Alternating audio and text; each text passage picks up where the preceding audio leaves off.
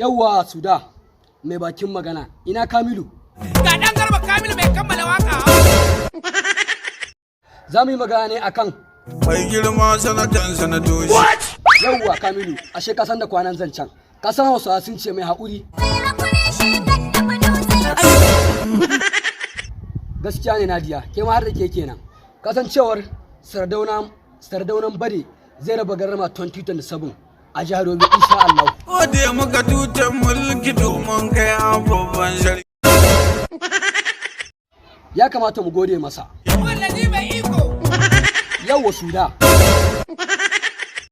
Oke, amma iyayenki ne aka san sa kuwa? An san ka ko ina Afirka oga har yankin Tura. Yawwa, naji, amma ya labari dunkulau ne ko kuwa yana sake hannu. Daro an baka gaba da ga talakawa gindin so. Ban gane indaro ba. Indaro ai gurin zuba ruwa ne, gaskiya kaman gwari-gwari dan ni ba Bahaushe bane.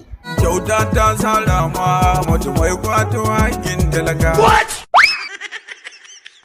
Oke to, amma bari in tabbatar, Suda haka ne? Hankuni ne shaida. Aha, lalle jihar Yobe za mu sha dabge 2027 insha Allah.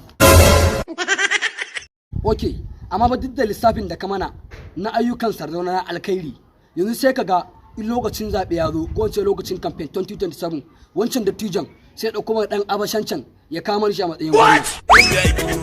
Sai mahaukaci sai soko. Kai haba Suda, Kamilu ku yi a hankali mu.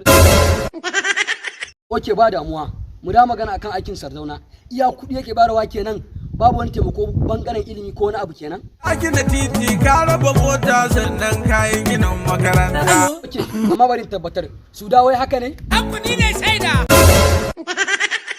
Oke, na ji kai maganganu iri-iri tun ɗazu na taimakon Sardauna, amma ban ji kai magana akan mata ba. Keken ɗinki da na saka ka bayar don ceton mata.